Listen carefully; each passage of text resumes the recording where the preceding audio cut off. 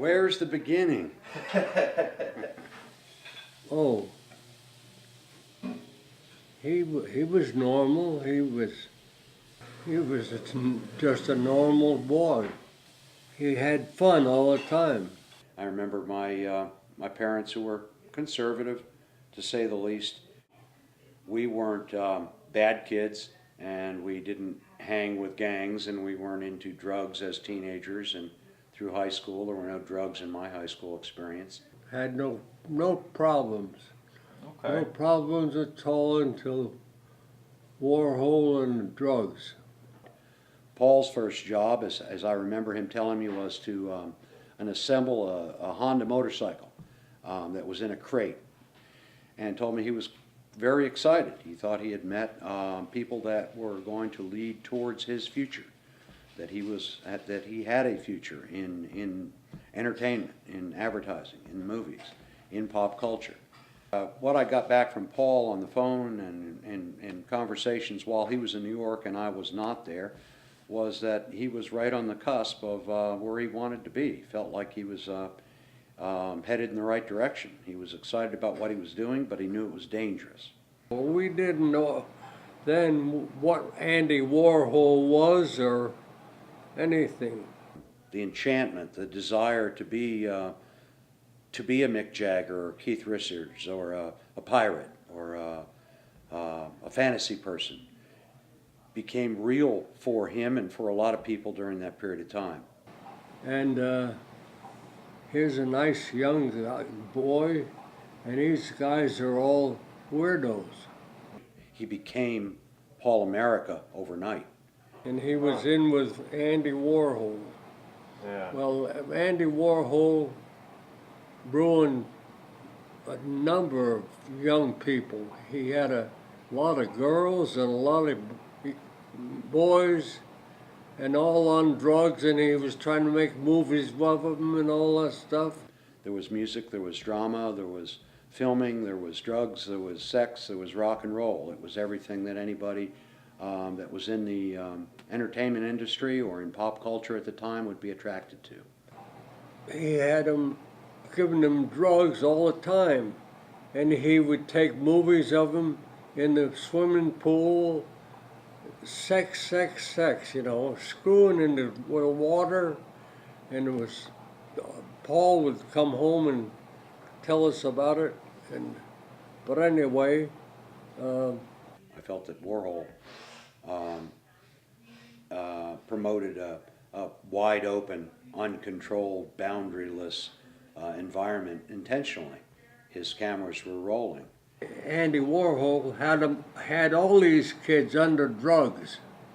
Maybe drawn to the super excitement of the superstardom of New York City. Maybe I asked him this several times, and maybe this is the explanation, that once you've tasted that amount of notoriety and that amount of attention, that amount of excitement, that it becomes a drug in itself. Yeah, Andy Warhol was a god for all those kids. He was making money, making stars. Yeah, Andy Warhol gave him a girl. She was a daughter of a millionaire family in California. He described to me in detail how he got her off a heroin addiction, replacing it with speed. And the way he described his relationship with Edie was definitely one of love. It wasn't anything different than that. He also had a relationship with a girl named Debbie, whom I never met, that I know of. Sex was orgies. It was so rotten in there you couldn't stand it. So he had the ability to make a very deep, strong contact with individuals. He could share love very well.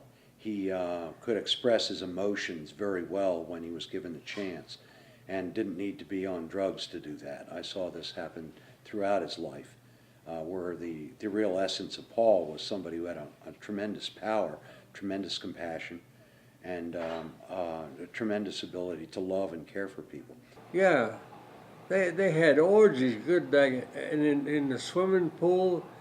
in any place. There'd be six on time, all screwing each other. Stuff Paul would tell you, I said, get the hell out of that. And he would begin to tell me some of the stories of living basically on the street, hustling his life away. And I realized then that I started having fear for him. A lot of funny things they did. I called the sheriff. The sheriff came immediately and arrested Paul. We went to see him once when he was on base. I remember driving to the Army facility, and then shortly thereafter got the phone call, hey, I need to get out of here. If you'll send me some medication, I think I can do it. So we sent him some acid and some marijuana and a pair of sneakers. He had a new motorcycle at that time, and he drove it up there to Woodstock, and then he came home with no motorcycle. He said he was on drugs and he lost his motorcycle. That was a great show up there. It would be nice to have a more accurate timeline with no gaps. And the more we talk about his life and the time during the 60s, the more I realized that there was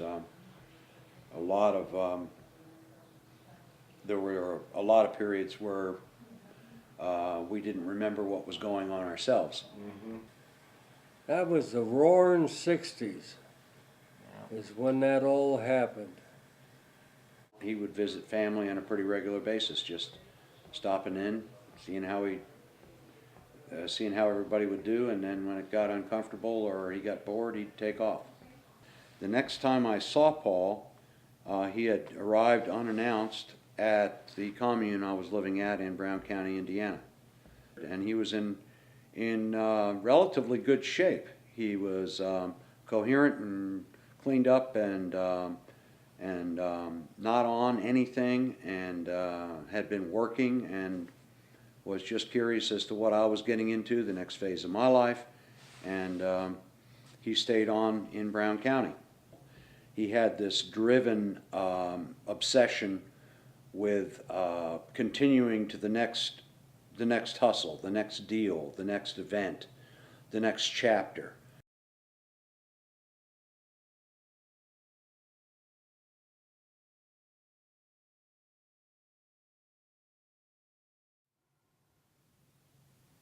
Hi, I'm Paul's nephew Ryan Hill, and I need your help to tell the rest of Paul's story and turn the Paul America Project into a finished documentary.